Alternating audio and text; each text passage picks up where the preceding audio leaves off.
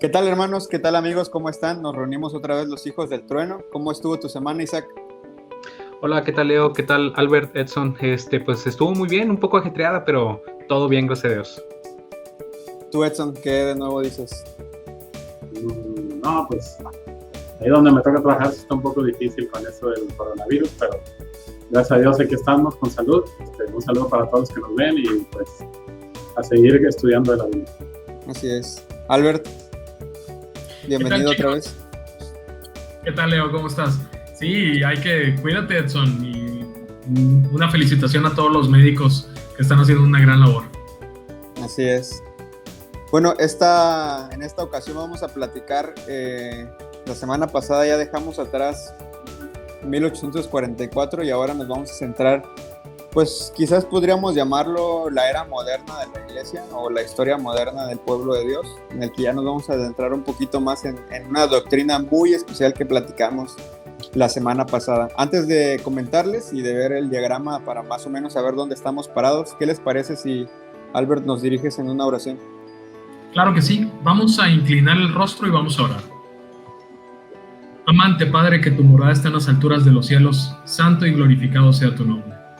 Padre, te damos gracias por este sábado más que nos das. Te damos gracias por tu amor y tu misericordia. Señor, sabemos que tú nos cuidas a pesar de los peligros que hay en el presente con esta enfermedad. Señor, queremos pedirte de tu dirección, que podamos transitar libremente de manera confiada en que tú nos estás cuidando y guiando. Señor, y también una bendición especial sobre los médicos que están luchando en la primera línea de defensa en nuestro país y en el mundo entero, Señor, para controlar esta enfermedad. Queremos pedir tu presencia y tu bendición sobre ellos, que los cuides y los protejas y a sus familias.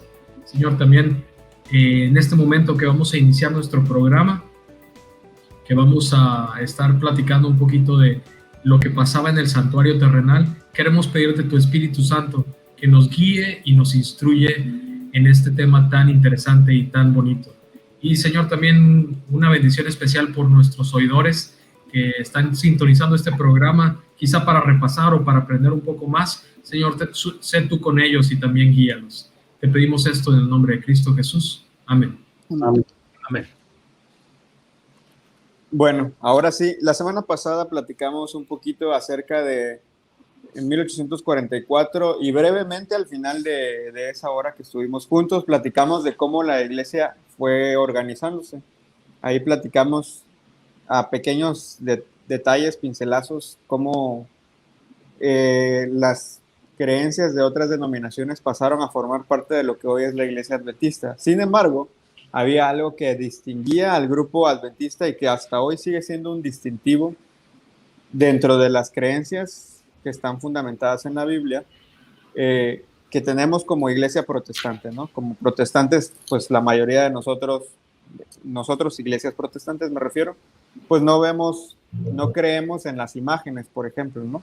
Eso es algo muy común, creemos en la creación, en Dios Padre, Dios Hijo, pero hay algunas diferencias. Habrá denominaciones protestantes que no vean el sábado como el día de reposo que Dios creó. Habrá otras que no crean en el estado de los muertos, en el bautismo. Nosotros, de manera particular, como adventistas, creemos en el santuario celestial.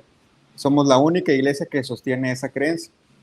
A propósito de esa creencia, vamos a adentrarnos esta semana y la próxima en ese tema en particular. En la línea del tiempo que nosotros tenemos, ustedes pueden ver que nosotros le hemos llamado, estamos abarcando en realidad dos temas, que son la purificación del pueblo de Dios y el juicio final.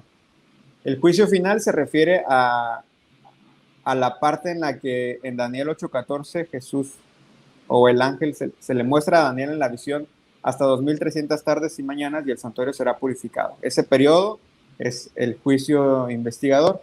Y la purificación del pueblo de Dios tiene que hacer alusión a esa misma situación. Para que nosotros podamos explicarles todo esto, tenemos que irnos al Antiguo Testamento. Y de eso vamos a hablarles el día de hoy. No podemos hablar de la purificación del santuario celestial de Daniel 8:14 si nosotros no entendemos lo que ocurría en el pueblo de Israel, en el que había un santuario Y entre otras fiestas había una que ustedes habrán escuchado como el Día del Perdón, Día de la Reconciliación, el Día del Juicio, Día de la Expiación, o Yom Kippur, como su nombre original en hebreo era. No sé si se pronuncia así o el acento va en otro lado, pero ese era el día al que Daniel 8:14 hace alusión. Hoy nos vamos a adentrar en ese tema. Primeramente, hablando de lo que ocurría en el Antiguo Testamento, en el santuario terrenal, en el Levítico, que es donde están primordialmente estas leyes, y la próxima semana vamos a hablar lo que implica para nosotros como pueblo de Dios. Así que, Albert, ¿qué te parece si nos empiezas a contar cuándo ocurría este Día de la Expiación? Porque dijimos que había muchas otras fiestas, que ahorita vamos a platicar de algunas, pero ¿cuándo ocurría esto? Sí, ¿cómo estás, Leo? Mira, fíjate que esta era una de las fiestas que se consideraban más sagradas entre las fiestas. Y esta fiesta comenzaba, si me acompañan y quieren leer conmigo en la Biblia, vamos a buscar el libro de Levíticos, o el libro de Levítico, el capítulo 23, versículos 27 y 28. Levítico 23, versículos 27 y 28. Y antes de leer estos versículos, también quiero comentar que el Señor, en su sabiduría, nos dejó el tema del santuario con muchas enseñanzas de qué es lo que va a hacer Cristo o qué está haciendo Cristo en el cielo. Y vamos a adentrarnos un poquito en el Antiguo Testamento para entender cuál es esta función. Y la pregunta es, ¿cuándo empieza? Dice el versículo 27, a los 10 días del mes séptimo será día de expiación. Tendréis santa convocación y afligiréis vuestras almas y ofreceréis ofrenda encendida a Jehová. Ningún trabajo haréis en este día, porque ese día es día de expiación para reconciliaros delante de Jehová vuestro Dios. Y fíjense, déjenme comentarles un dato curioso. Cuando estaba haciendo la investigación acerca del día de la expiación, noté que hay muchas comunidades de judíos que, aparte de celebrar este día, tienen familiares también judíos que no practican la religión. Pero no sé si les pasa como los adventistas. Hay muchos adventistas que no van a la iglesia el sábado, pero en Año Nuevo ahí ves a muchos adventistas que no has visto durante todo el año. Ahí están reunidos esperando que el Señor nos dé una bendición para el Año Nuevo. Bueno, pasa lo mismo con el Día de la Expiación. Esta era una fiesta tan importante y ahí venía en la Biblia que no se debería trabajar, y en la actualidad hay muchos judíos que, aunque no practiquen la religión, se abstienen de trabajar en este día. Hay otros judíos que sí practican y también se abstienen de trabajar. Un caso importante es Sandy Koufax, un famoso beisbolista en las ligas mayores de Estados Unidos. Se negó a participar en un juego pichando en el primero de los juegos ya era la final, porque caía precisamente este día de la expiación en esa fecha, y él se negó y estuvo como dando una demostración de su fe a nivel mundial. Todo el mundo lo estaba viendo. Y otro dato curioso que les quiero comentar, porque aquí nos dice que el día de la expiación cae a los 10 días del séptimo mes. Pero, ¿cuándo es eso? Porque los meses judíos y los meses de nuestro calendario no son los mismos. Bueno, déjenme decirles que en el año actual, el día de la expiación va a caer a principios o al atardecer del domingo 27 de septiembre hasta el atardecer del lunes 28 de septiembre. Recordemos que los días en la Biblia se celebran de tarde a tarde. Al atardecer del domingo, o sea, durante la noche del domingo 27 y hasta todo el día, hasta el atardecer del lunes 28 de septiembre de este año, se va a celebrar el Día de la Expiación en la comunidad judía. Oye, una de las cosas que estabas mencionando es que en realidad era una festividad muy sagrada, ¿no? Y yo no sé qué diferencia hay, por la forma en la que lo dijiste, entre las otras, porque en realidad pues todo lo que debería estar alrededor del santuario, pues en realidad era sagrado, ¿no? ¿Qué podemos decir de esto? Porque pues no creo que haya una fiesta más sagrada que la otra o un día más sagrado que el otro en relación al santuario, ¿no? Efectivamente, entre domingo y viernes, pues no hay tanta sacritud en comparación con el sábado, ¿no? Pero en relación al santuario, ¿por qué? En relación al santuario, pues es un oficio muy, muy sagrado. Había muchas normas, muchas reglas que Dios ya había dicho al pueblo de Israel, en especial a la tribu de Leví, que eran los que escogió Dios para que llevaran las cuestiones del santuario. Y dentro de la tribu de Leví había familias, estaba la familia, por ejemplo, los descendientes de Aarón, habían otras familias, los de Coré, creo, y había otras familias, que cada familia tenía su función específica dentro de las funciones del santuario. Y la familia de Aarón era la que era como que la mayor, tenía el mayor cargo, que era de los sumos sacerdotes, ¿no? Aarón era el sumo sacerdote. Y tenía las funciones que hacían los sacerdotes, puramente los sacerdotes, que era lo del sacrificio y todo eso. Y ahí en la Biblia también nos cuenta una historia, en Levítico 10, del 1 al 11, de algo que pasó precisamente con los hijos de Aarón. Uno se llamaba Nadab y otro Abiú.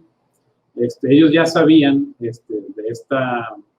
este oficio tan sagrado, de esta importancia, y sabían, por ejemplo, que no podían usar fuego extraño. Dentro del santuario había varios lugares que tenían fuego. Estaba el altar del sacrificio, que era un fuego que le llamaban, que era un fuego, haz de cuenta, perpetuo. Ese fuego no lo creó mano humana. Ese fuego descendió del cielo cuando se hizo el sacrificio, y a partir de ahí se mantuvo ese fuego, ¿no? Ese fuego siempre estaba ahí, presente. Y con ese fuego era con el que prendían, por ejemplo, en el lugar santo estaban el candelabro con las velas. Entonces de ahí, de ese fuego usaban para prender el candelabro, y de ese fuego usaban para prender el incensario. Era el que entraba al lugar santo para las oraciones de los santos.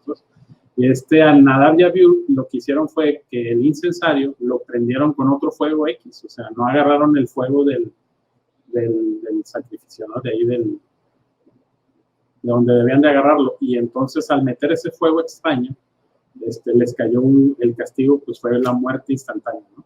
Entonces eso era para que nos diéramos cuenta, más o menos te das una cuenta de lo sagrado que es todo esto para Dios, y pues las repercusiones que tiene, ¿no? Al no seguir las instrucciones de Dios. Entonces hay que evitar mucho también eso de meter fuego extraño. O sea, si Dios nos da una indicación de algo que a Él le gusta cómo se haga, por ejemplo, cuando era el sacrificio de Caín y Abel, Dios les dijo, no quiero que me sacrifiquen un corderito. Y si sabemos en la historia, pues Caín no hizo caso y llevó frutas, legumbres, verduras de lo mejor de su cosecha. Y pues a Dios no le agradó eso. Entonces, Dios siempre ha dicho que Él prefiere la obediencia en lugar a los sacrificios o a las ofrendas o al dinero o a otras cosas. Entonces, para Él lo más importante es la obediencia, ¿no? O sea, entonces el fuego que se utilizaba en el santuario nunca se apagó en los 40 años que estuvieron en el desierto. Así es, fue un fuego especial que Dios envió, y parte del trabajo y de las funciones de estos sacerdotes era mantenerlo vivo, ¿no? O sea, Yo sí pensaba que cuando se movían del campamento de un lugar a otro, lo apagaban y después lo volvía a encender Dios. Esa era mi idea. Pero bueno. Yo pienso que a lo mejor en algún punto de la historia sí se apagó, ¿no? Porque se me viene a la mente la historia de Elías, cuando fue ahí en el monte, cuando estuvo con los otros sacerdotes y puso un altar. Él no tenía a la mano ese fuego perpetuo, pero ahí ¿qué hizo Dios? Pues Dios otra vez mandó fuego del cielo y consumió el altar, ¿no? Es correcto. Incluso, o sea, el fuego inicialmente, cuando se inauguró, por así decirlo, el santuario, Dios mandó fuego del cielo para prenderlo. Y por eso en la Biblia se le conoce como continuo, porque siempre tenía que estar prendido. Y como lo dice Edson, era algo que siempre tenía que estar encendido, y era una obra que le tocaba ahí a los sacerdotes. Ya. Ahorita, aprovechando que ya estás por acá, cuéntanos un poquito, porque pues si había esta fiesta era sagrada, tendría que haber una señal para prepararse, ¿no? Y también para disfrutar después de este momento tan sacro. ¿Cómo vivía eso el pueblo de Israel? Bueno, sí, digo, siempre que va a ocurrir algo que es sumamente sagrado, no pasa desapercibido o sin que se le anuncie. Es decir, Dios siempre advierte cuando va a suceder algo que es santo, algo que es sagrado. En una ocasión, cuando el pueblo venía del Éxodo, cuando los estaban sacando de Egipto y llegaron al Sinaí, y Dios les dijo, esténse un día, 2 días y santifíquense durante estos días porque al tercer día yo voy a descender. Entonces, él les pidió que se santificaran. Y bueno, en este caso, con la fiesta del Yom Kippur, que es prácticamente la fiesta de lo más sagrado que existe, existía una advertencia o una preparación. Ahora, Albert ya nos dijo, en Levítico 23 aparece que esta fiesta, la fiesta del Yom Kippur, sucede en el mes séptimo para el calendario hebreo, que es el mes de Tishri. Ese mes ocurría hasta el día 10 en la fiesta de la expiación. Sin embargo, desde el primer día de este mes había otra fiesta, que lo único que era, o lo único a lo que estaba destinada esta fiesta, la fiesta de las trompetas, era para poder preparar a lo que era la fiesta de la expiación. Ahora, la fiesta de las trompetas empezaba desde el primer día del mes de Tishri. Durante 10 días se tocaban trompetas, lo que ellos llamaban shofar, y esto era una advertencia de que el día del juicio venía. Esto también lo encontramos ahí en Apocalipsis 14. En Apocalipsis 14, cuando en el versículo 6 dice, vi volar en medio del cielo otro ángel que tenía el evangelio eterno para predicarlo a los moradores de la tierra, a toda nación, tribu, lengua y pueblo, diciendo a gran voz, temed a Dios y dadle gloria, porque la hora de su juicio ha llegado, y adorad a aquel que hizo el cielo y la tierra, la mar y las fuentes de las aguas. En este caso, lo que era la fiesta de las trompetas era una advertencia, una preparación para el pueblo de Dios, para decirles, ya se acerca el día del juicio final, ya viene el Yom Kippur. ¿Qué era lo que tenía que hacer el pueblo? De hecho, en esta fiesta todo el pueblo tenía que humillarse y tener un corazón contrito, tenía que arrepentirse de todos sus pecados, tenía que confesarlos porque era la última oportunidad que tenían para hacerlo, y prepararse para el día del juicio final en el cual todos los pecados iban a ser traídos a juicio. Venía el día de la expiación, el día del juicio final, y después de esto, bueno, ahorita lo vamos a explicar un poco más adelante, bien qué es lo que sucedía en el día de la expiación, pero después del día de la expiación venía todavía otra fiesta. El día de la expiación, bueno, ya lo dijimos, la fiesta de las trompetas iniciaba el primero del mes séptimo, el primero de Tishri, duraba 10 días, porque en el día 10 empezaba la fiesta de Yom Kippur, el día de la expiación, y el día 15 de Tishri, todas estas suceden en el mismo mes. El día 15 venía la fiesta de las cabañas. Cuando ya había ocurrido el juicio, cuando ya Dios había declarado salvos al pueblo sin pecado, ahora sí les pedía que tomaran ramas y que hicieran tiendas. Esto para recordar cómo vivieron en tiendas durante todo el Éxodo. Durante 40 años estuvieron viviendo en tiendas, pero ahora ellos participaban de esta fiesta sabiendo que eran salvos, sabiendo que Dios los había perdonado sus pecados. ¿Y esa cuánto duraba?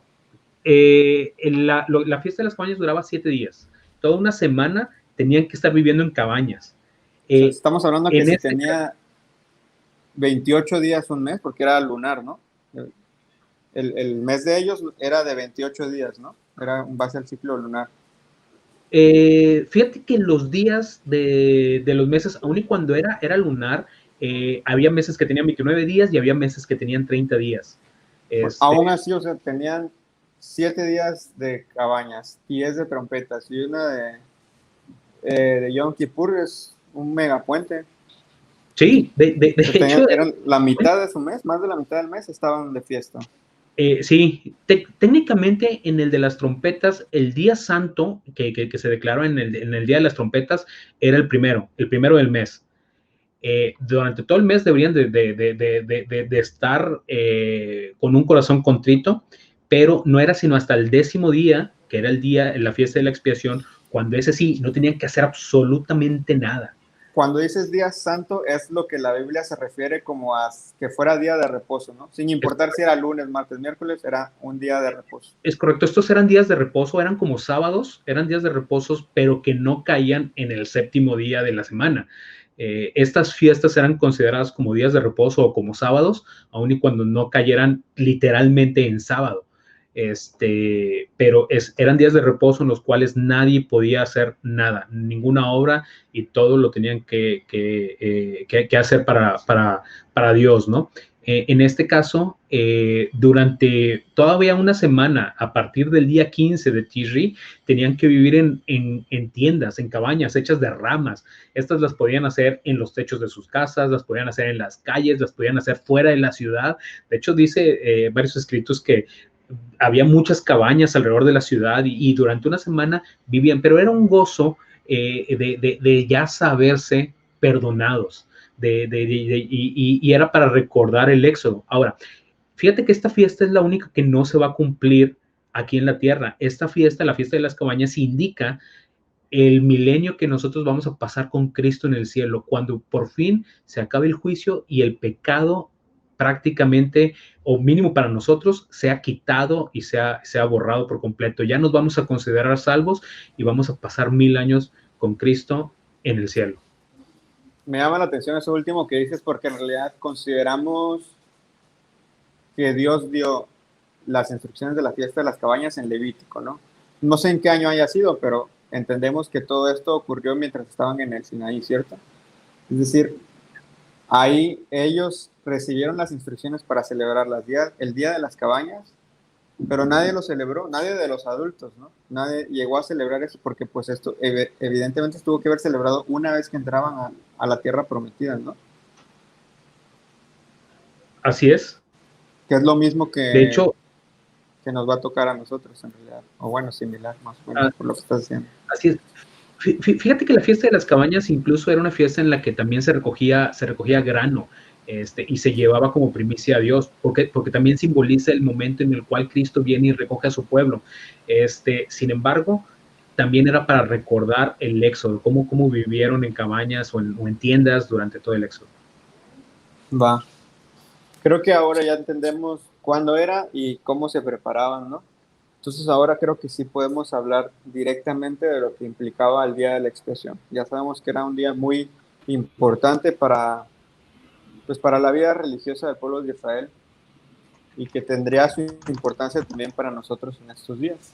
Entonces, ahora sí, háblanos un poquito, Albert, de más o menos cómo se preparaba, en este caso tal vez el sacerdote, ¿no? Que era uno de los elementos principales en ya Isaac nos contó un poquito del pueblo, que era parte de lo del Día de las Trompetas. Entonces ahora el sacerdote, que era el otro protagonista de este día, ¿cómo se preparaba? Sí, fíjate, antes de contestar esta pregunta, déjame nada más comentarte algo que dice la hermana White, que tomando como plataforma lo que estaba comentando Isaac, dice que el día de la expiación o el Yom Kippur, en la cual después de haber confesado sus pecados, el pueblo era declarado en paz con el cielo. Lo que estaba hablando del gozo de saberse perdonados, la hermana White lo toma que en el Yom Kippur, el pueblo después de haber confesado sus pecados durante el año, y ese día de la expiación ellos tenían que estar ahí atentos porque su pecado estaba pasando para ellos simbólicamente en la tierra con el sumo sacerdote. Ellos tenían que estar atentos ahí con un corazón contrito. Mi pecado o mi caso está siendo revisado. De cuando se terminaba, ellos eran declarados en paz con el cielo. Y este era el gozo que los llevaba a habitar en estas cabañas, a verse perdonados. Y yo creo que es lo que vamos a hacer cuando venga Cristo en el milenio. Y vamos a entrar en materia. ¿Cómo se preparaba el sacerdote? Para empezar, el que oficiaba esta ceremonia o esta fiesta era el sumo sacerdote. Había sacerdotes que oficiaban durante todo el año. De hecho, creo que había 13 grupos de sacerdotes que oficiaban cada mes. En el calendario judío podía haber 13 meses. Ese es un dato interesante. Pero bueno, había grupos de sacerdotes que oficiaban cada mes. Pero el que oficiaba específicamente esta fiesta era el sumo sacerdote, como el sacerdote en jefe. En este caso, el primer sumo sacerdote que existe en la historia del santuario terrenal era Aarón. Todos los hijos de Aarón eran la familia sacerdotal, iban a ser sacerdotes y de ahí se iba a nombrar el sumo sacerdote, pero el primer sumo sacerdote fue Aarón y Dios le instruyó cómo debía prepararse. Y para empezar, el sacerdote tenía que entrar en el santuario, con un becerro para hacer una expiación y un carnero para el holocausto. Punto importante también. Esta fiesta no invalidaba que hubiera un sacrificio, porque recuerden que en el altar del sacrificio siempre tenía que estar encendido, era el continuo. Todavía en este día se ponía el continuo sacrificio en este altar, pero cuando se iba a verificar lo que es la purificación del santuario, nadie, absolutamente nadie, sino el sumo sacerdote, podía estar en el tabernáculo y en el atrio. Todos tenían que estar a la puerta del atrio hacia afuera. Nada más el sumo sacerdote entraba con estos animales. Ya habían preparado todo. Ahorita vamos a ver qué preparaban, pero absolutamente nadie sino el sumo sacerdote era el que oficiaba esta fiesta. Ahorita estabas, digo, no te quise interrumpir la verdad, pero cuando estabas mencionando que el pueblo, como lo menciona Elena G. White, que el pueblo quedaba en paz con Dios, me llama la atención la historia de los reyes, ¿no? De hecho, en realidad la historia desde los jueces hasta la época de Jesús, pero concretamente la época de los reyes, pasaban años sin que celebraran la fiesta, ¿no? Tanto esta como la Pascua, que era probablemente de las otras, la segunda más importante. Cómo pasaban muchísimos años, o sea, generaciones de reyes no celebraban estas fiestas y el pueblo iba en decadencia. Y yo creo que era parte de esto, ¿no? O sea, rememorar este momento era importante para que ellos encontraran esta paz. Uh-huh. Algo que estabas mencionando ahorita, y creo que me gustaría aclarar, es, tú dijiste que preparaban un carnero para holocausto y un becerro para expiación. Y aparte también preparaban otros animales. Pero a mí me gustaría que platicáramos un poquito de la diferencia entre expiación y holocausto, porque en realidad, como tú dijiste, el holocausto ocurría siempre, y a final de cuentas, aunque pareciera lo mismo, sí hay una diferencia, ¿no? Porque a final pareciera lo mismo porque el de expiación, uno también se moría. Pero ¿cuál es en realidad la diferencia entre estos dos? El holocausto era una ofrenda quemada, se quemaba por completo. Y era un olor grato al Señor. En el caso de la expiación con el becerro, esta era para expiar los pecados ya sea del sacerdote, del pueblo o de alguien que quisiera confesar sus pecados. Ahora bien, había otros animales que se preparaban, Edson, y hay una simbología muy especial en estos dos. ¿Qué eran estos dos? Sí, aparte de eso también llegaban 2 machos cabríos. Como te he entendido, echaban suertes, ¿no? Sobre los machos cabríos. Y uno era designado para que iba a representar a Azazel, que era el que iba a cargar con todos los pecados, ya que si era el sumo sacerdote de la expiación, le iban a imponer las manos y ahí descargaban todos los pecados de todo lo que se había expiado durante todo ese año que había pasado. Y ese era el que se liberaba y se iba al desierto, lo dejaban en el desierto y hasta que moría. Y el otro macho cabrío era el que sacrificaban también en el holocausto en el altar del sacrificio. Aquí con lo que menciona Edson, nada más me gustaría agregar, los 2 machos cabríos que se separaban tenían que ser iguales, idénticos, tenían que ser lo más perfecto que se pudiese. Uno iba a simbolizar a Dios, a Jehová, a Cristo, y el otro iba a simbolizar a Satanás. Pero como eran iguales y como el humano, el sumo sacerdote o quien fuese, no los podía distinguir la diferencia, tenía que preguntarle a Dios quién te va a representar. Y esto se hacía bíblicamente, es la única parte en donde dice que para esto se echaban suertes. Hay otras partes donde dice que se echaron suertes, pero no para preguntar la voluntad de Dios. Pero aquí, bíblicamente, era el único momento en el cual se le preguntaba a Dios de esa manera. Y Dios elegía cuál de estos 2 machos cabríos lo iba a representar, o iba a representar al Señor Jesucristo. Y otro detalle bien importante, también comentando con lo que decía Albert hace un momento, el sumo sacerdote, cuando iba a hacer la expiación, cuando iba a entrar al lugar santísimo, él se quitaba la ropa sumo sacerdotal y se vestía de lino, se vestía como un sacerdote de a pie, de básico, y se tenía que bañar antes, se ponía sus vestiduras de lino, y con estas vestiduras de lino, digo, aparte tenía que meter incienso en el lugar santísimo, porque el lugar santísimo nadie podía entrar en ningún momento del año más que en este día, porque ahí estaba la presencia de Dios, tenía que meter incienso, y ya después de haberse puesto humilde, podía entrar a hacer todo esto. Cuando somos niños, todos vemos la imagen del sacerdote con sus piedras aquí, la túnica azul, la mitra, o sea, todo eso no lo utilizaban el día de la expiación. Ahora, bueno, esa era una, y la otra es que Edson mencionó que en realidad se llevaba, o sea, uno de los machos cabríos quedaba para Dios y otro para Azazel. El que se llevaba para Azazel también lo hacía el sacerdote, se lo llevaba y después regresaba, o cómo le hacían para llevárselo y dejarlo por ahí botado. Bueno, yo quiero comentar un poquito antes de contestar esta pregunta, porque estamos entrando en un tema importante y creo que lo estamos llevando muy bien.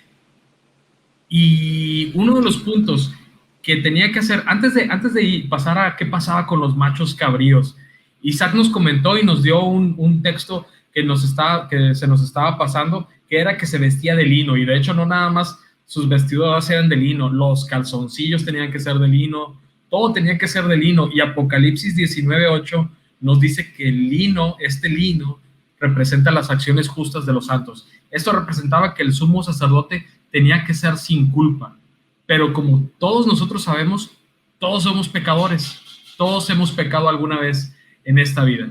Entonces, ¿qué tenía que pasar? Antes de poder el sumo sacerdote purificar el santuario o limpiar el santuario, él tenía que pedir perdón por sus ofensas y tenía que limpiarse a sí mismo. Tenía que hacer expiación por sí mismo y por su casa. Su familia. Y esto lo hacía con el becerro, un becerro que separaba antes para esto. O sea, eran 4 animales, ¿no? O sea, el becerro era para él, después teníamos un carnero para holocausto, que ese holocausto era normal. Era el continuo. Como el el continuo. Y aparte los 2 machos cabríos, ¿no? Eran 4 por lo menos. Es correcto. Y con el becerro, ¿Quién ponía estos animales? ¿Cualquier persona? El pueblo. El sumo sacerdote o la familia sacerdotal los escogía de entre el pueblo. Todos no era ellos sacerdote. pasaban ahí viendo a ver qué había y de ahí De hecho, yo me imagino que era como cuando hicieron el santuario con Moisés, que traían las cosas. Yo me imagino que traen los animales y era como, por así decirlo, que escogieran mi animal era un gozo. Sí, un privilegio, ¿no? Un privilegio, esa era la palabra, un privilegio. Y yo creo que se hacía de esta manera. Pero bueno, recordemos que al principio decíamos que lo primero que hacía entraba con un becerro y un carnero. Después de haberse lavado, después de haberse vestido con el lino fino, todavía él no era limpio de su pecado.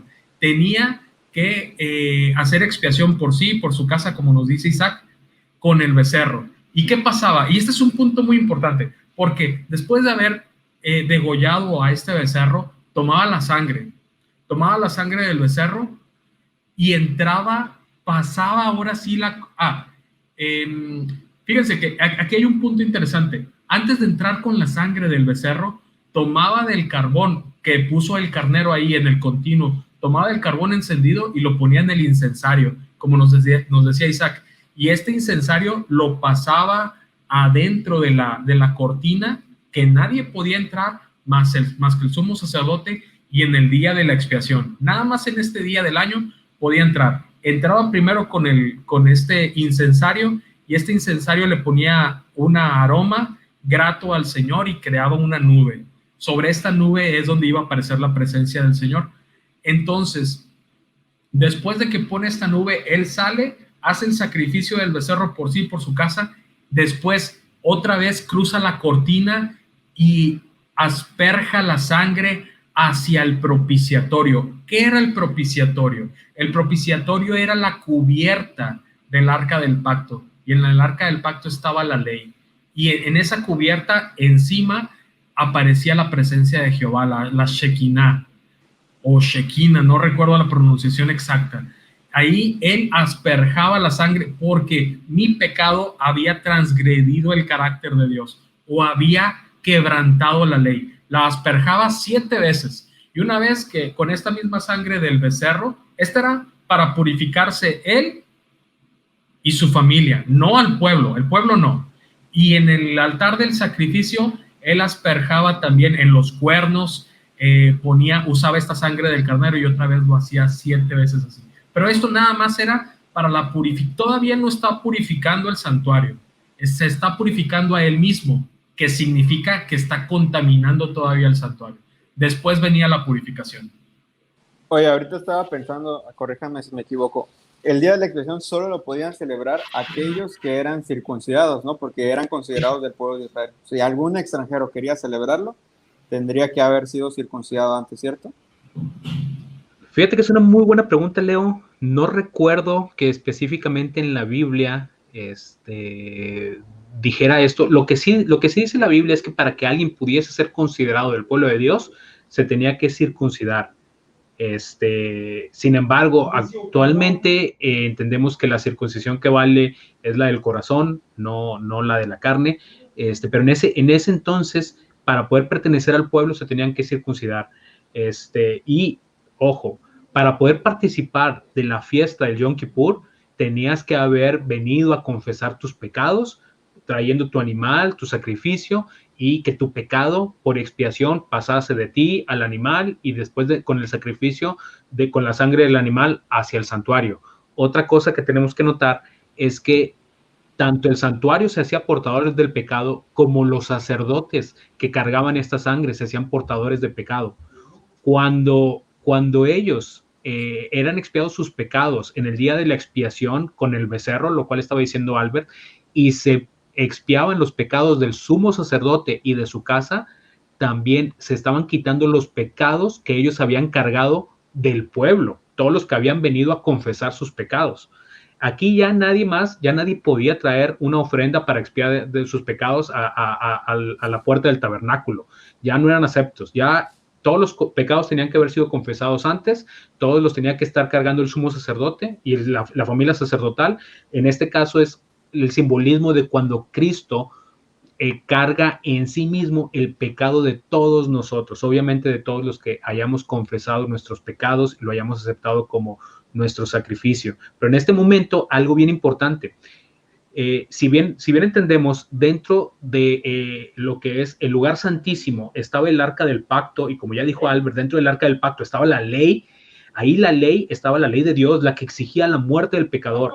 Ahora, en lo que es la tapa, la cubierta, se ponía, estaba la presencia de Dios, que es el juez. Entonces estaba el juez, estaba la ley, y otra cosa, venía sangre contaminada del pecado con el sacrificio del becerro, venía este pecado a entrar en contacto con la presencia de Dios y con la ley, y en este momento ocurría el juicio por todos los pecados que habían sido confesados, tanto los del sumo sacerdote, los de la casa sacerdotal y de todo el pueblo que ya había confesado sus pecados a través de todo el año. En este momento es cuando ocurre el juicio.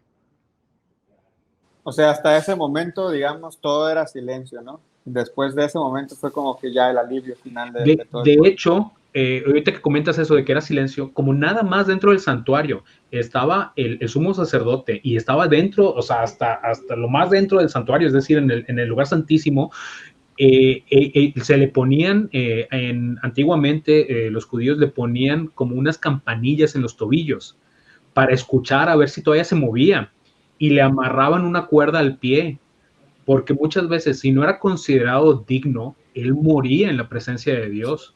O sea, ni siquiera al atrio entraba el pueblo de Israel. No. Pero ellos no podían ver, imagínate. No podían entrar al lugar santísimo a sacarlo, se había muerto. Entonces lo que hacían era estirar la cuerda, y si ofrecía resistencia, bueno, lo dejaban, todavía está vivo, aunque no lo escuchemos. Pero en algunos casos de que hubiese muerto, lo sacaban jalándolo con la cuerda.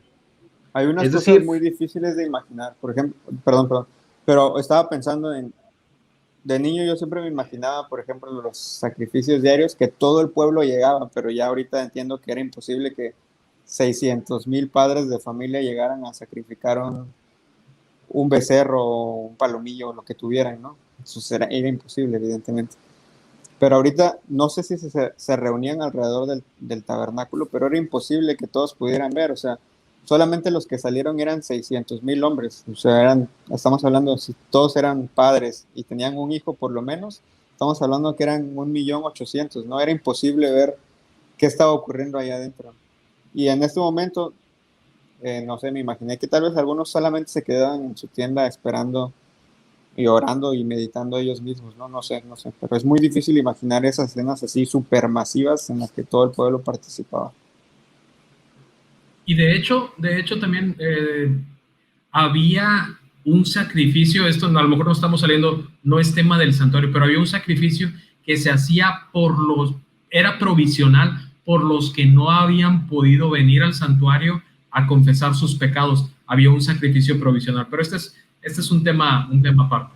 Bueno, ahí todavía falta definir, o sea, ahorita ya matamos a 3, ya matamos al holocausto, a la expiación del sacerdote y uno de los machos cabríos, pero falta el último, ¿no? No.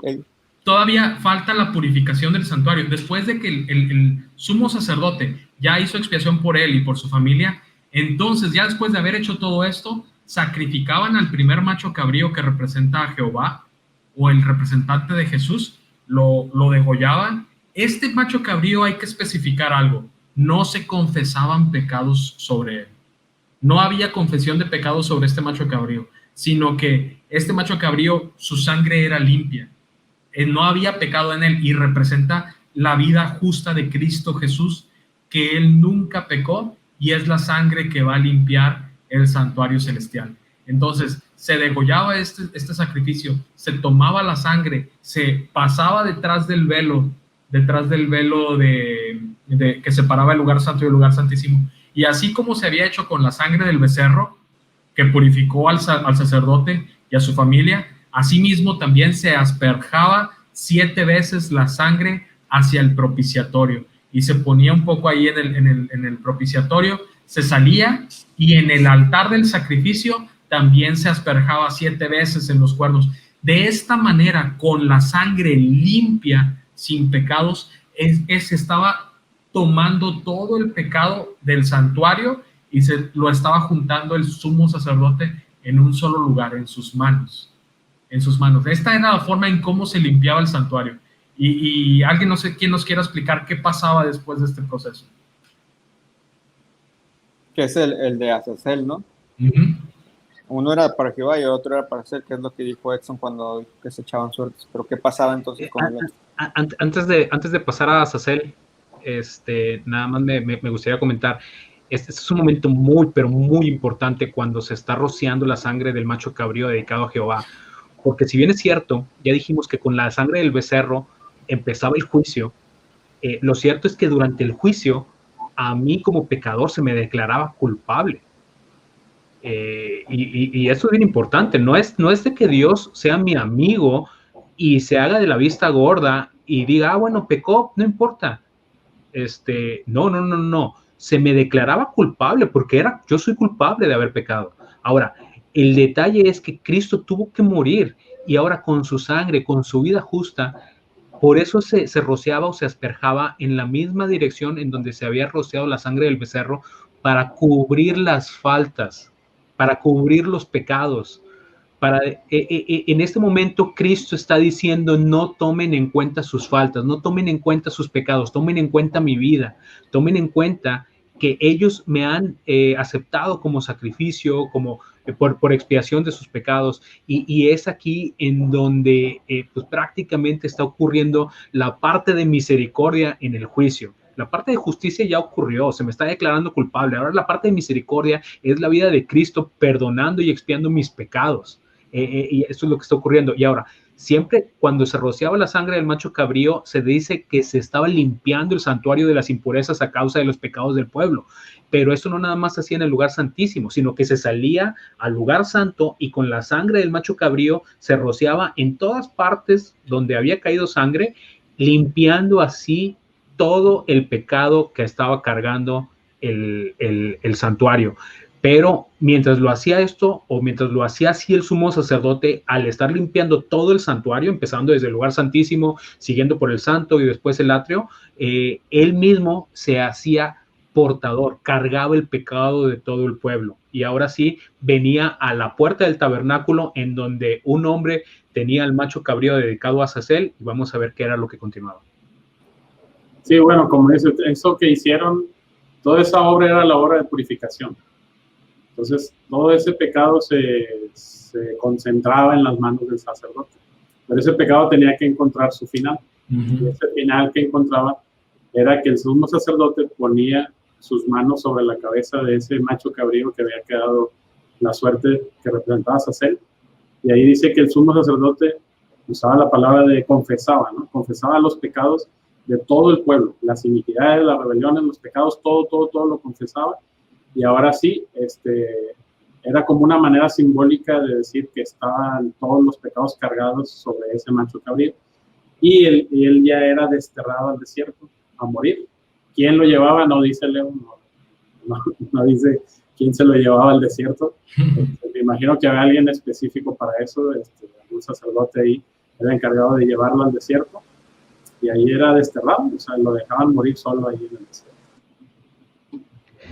Precisamente por ahí va la pregunta de que si el sacerdote era el que hacía todo, ¿también era él el que lo llevaba? No. La escritura dice que había una persona encargada, que había sido elegida para esto. Había una persona que tomaba al macho cabrío, la llevaba al desierto allá a lo lejos, a tierra inhabitada, y ahí lo soltaba y él se regresaba. Y antes de poder entrar otra vez al pueblo, otra vez a la ciudad, él tenía que bañarse, lavarse, incluso... en términos actuales, sanitizarse, ¿no? Sanitizarse. Haz de cuenta como cuando tú entras a tu casa y te piden que primero pises el tapete de esa solución para que mate todas las bacterias y todo, y luego quitarte toda tu ropa, igual. Oigan, también déjenme decirles que no nada más él, sino todos los que habían participado en cualquier proceso, seleccionando a un animal, etcétera, todos los que habían participado en el proceso de la purificación del santuario eran considerados inmundos y se tenían que limpiar, se tenían que bañar y tenía que haber un rito de purificación para se les declarar ya puros, porque hay algo que Dios considera el pecado en exceso contaminante o malo, y cualquiera que tuvo, aunque fuera la más mínima participación en este punto de la purificación del santuario, en el trasladar el pecado de un lugar a otro y hasta que tuviera el cumplimiento final, que era la muerte del macho cabrío de Azazel, cualquiera que tuviera cualquier parte era declarado impuro hasta que no se purificara. Pues creo que es un resumen bastante completo del tema del santuario terrenal, santuario levítico, y de cómo se purificaba. No sé si hay algo más que se nos esté pasando, que quieran agregar, para ya ir cerrando este tema. Entonces ya ir presentando las bases de lo que comentaríamos la siguiente edición. Yo quería decir, bueno, ahí para terminar más o menos, me gustó ese pasaje que dice, nomás voy a leer el final, que dice, todo esto que acabamos de ver es figura y sombra de las cosas celestiales. Entonces, el siguiente tema, o no sé cuándo nos toque hablar sobre el santuario celestial, entonces vamos a aplicar todo esto que acabamos de ver a cómo es en el santuario celestial. La realidad. Esto era una sombra, y ahora vamos a toparnos con la realidad. De hecho, digo, y lo adelanto, en lo que fue el episodio pasado hablamos acerca de el chasco, entre otras cosas. hablamos acerca del chasco, cuando pensaban que Cristo venía, pero realmente la profecía decía que el santuario iba a ser purificado. Obviamente se refería al santuario celestial, y esta explicación que estamos dando ahorita de cómo se purificaba el santuario terrenal es para poder explicar cómo era figura y sombra de lo celestial, es para poder explicar la purificación del santuario celestial, que es lo que vamos a tratar después. Bueno, en realidad yo solo quiero agregar a lo que tú dijiste. En realidad es figura y sombra, y es la ilustración de lo que va a ocurrir en el cielo para nosotros, ¿no? Para ellos era todavía la enseñanza del plan de salvación. No sé si alcanzaban a vislumbrar el santuario celestial, pero yo entendería que pues, para ellos todavía no, que era, nosotros lo conocemos por el Nuevo Testamento, por las palabras de Pablo, pero no sé si ellos lo alcanzaban a ver. Para ellos era la enseñanza de cómo Dios iba a obrar en la salvación de cada uno de nosotros. No, pero de hecho los profetas les decían, no recuerdo si es Isaías o Jeremías, ahorita no lo tengo presente, pero decía que el Señor no quería sacrificio, que quería obediencia, como nos decía Edson al inicio, y que, Pablo nos adelanta y nos dice que más tarde nos adelanta que la sangre de estos animales no hacía limpio a nadie, sino es la sangre de Cristo la que hacía limpio. Y yo creo que desde la época de Abraham esto era entendido, o desde la época de Adán era entendido, que era la sangre de la víctima simbolizada, la víctima simbolizaba a Cristo Jesús, y Cristo Jesús era el que iba a hacer esto. Y nada más quiero terminar con un comentario. La hermana White tiene un libro que se llama Cristo en su santuario, la página 37, donde nos dice que cuando pasaba este punto del Yom Kippur, del día de la expiación, dice, la sangre de la víctima no hacía completa expiación por el pecado. Este es un punto sumamente interesante, porque la expiación, lo único que hacía la sangre, dice la hermana White, solo proveía un medio en virtud del cual el pecado se transfería al santuario. O sea, cuando alguien declaraba sus pecados en el animal, nada más, el Cristo lo único que hace es poder transportar el pecado de mí al santuario, y después Cristo lo va a transportar a Satanás. Lo vamos a ver la próxima semana, en el que va a obtener el cumplimiento final en la muerte. Y otro punto es que nadie podía estar 100% libre de su pecado hasta que no veía al macho cabrío irse al desierto. No podía considerarse libre de su pecado. En la actualidad consideramos que yo ya le pedí perdón al Señor y entonces el Señor toma mi pecado y lo echa a lo profundo del mar. Esto no ocurre mientras nosotros estamos aquí. Esto va a ocurrir hasta que se termine el punto del pecado en el universo. El Señor va a tomar todos los pecados y los va a echar a lo profundo del mar, y nadie jamás va a hablar más de los pecados. Pero mientras estamos aquí y mientras está transcurriendo el juicio, si yo hoy, que está transcurriendo mi parte del juicio en este momento, decido negar a Cristo Jesús y vivir mi vida en el mundo, al final el Señor va a decir, Albert sí me aceptó una vez, pero ya no murió aceptándome. Todos los pecados que Él me había perdonado los va a volver a cargar sobre mí. Pues muchas gracias a todos por estas aportaciones que hicieron, especialmente de las últimas dos que compartieron. No voy a demeritar a Isaac, pero estas últimas dos temas que compartió Edson y Albert creo que son un buen resumen de lo que vamos a presentar la próxima semana, ¿no? Que es en realidad ya la traslación de lo que acabamos de comprender a la época en la que vivimos, porque todavía estamos viviendo esa época, ¿no? Recordar, una de las cosas que a mí más me impresiona es que el pueblo de Israel vivía con suma solemnidad este día, ¿no? Mucha reverencia, tanto desde el día de las trompetas hasta el día que ya era el día de la expiación. Era suma reverencia, suma solemnidad. Nosotros también deberíamos tener en mente que estamos viviendo ese mismo día, que nuestra vida debería reflejar eso mismo, ¿no? Tal vez no tan derechitos, así como, o sea, físicamente hablando, pero sí espiritualmente hablando. Pues no me queda más despedirme de todos ustedes y de quienes nos acompañaron esta tarde, y recordarles que si Jesús cambió a los hijos del trueno, también nos puede cambiar a nosotros. Amén. Así es. Amén. Nos vemos. Bye. Muchas gracias. Nos vemos, chicos.